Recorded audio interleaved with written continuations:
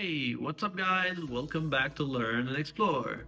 من یاد خوشحال دارم ولاتان ویدیویی که نداد تایبت و مانگی پیروزی رمضان با سال 2025 امر روزی هشتم. دفعه امر روزی نویم بلام لبری تسلسل کمان لیتک نچه چون دوی ویدیو ما بلاو نکرده باید ما هر تسلسلی روزگان رن امر احتمال دو ویدیو دابنین بلام ما عن ویدیو هشتم میبوز نجیریو بعد اسم بکین او فرمودی که با امر حال مشاهده اما The Prophet Muhammad, peace and blessings be upon him, says, the stomach is the home of disease, and restraint is the basis of the cure.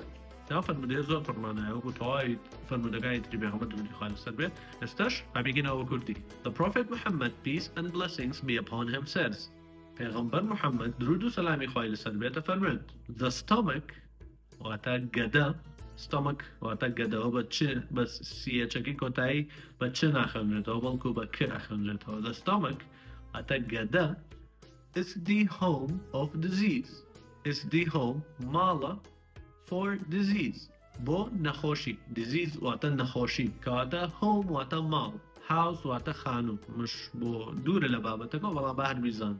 home واتا مال house واتا خانو and restraint و خوگرتنەوە یان کۆنتڕۆڵ کردن کەمە بەس پێی لە کۆنتڕۆڵ کردنی ئەوەیە کە چی ئەخۆی چ جۆرە خواردنێک ئەخۆی و چەندیش ئەخۆی restraint بۆمانەیەت بەخۆی بمانەی داگیرکردن دێت بەڵام لێرەیە بەمانەی کۆنتڕۆڵکردن یا خۆگرتنەوەش ئەتوانین وەری بگێڕین.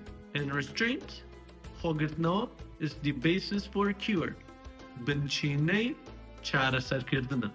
basis واتە بنچینە for cure واتا چاره کیور واتا چاره دکات با واسطی نخوشی مثلا یک نخوش کیور به معنی چاره سر کردن یا تریتمنت به معنی چاره سر یا به همان شیوه مدیکیشن به معنی داو درمانیت با خوش هر بزنن که آتا خوگرتنوش is the basis for cure. خوگرتنوش بنچینه چاره سر کردن واتا خوگرتنو لوی که چی خوی چون خوی چند خوی چاره سر یویه که توشی نخوشی نبید. یادار وانه که پر لسود ببید تا کسبینی و ویدیویی که خواهی ورکتان سپیرم خاطر لگم.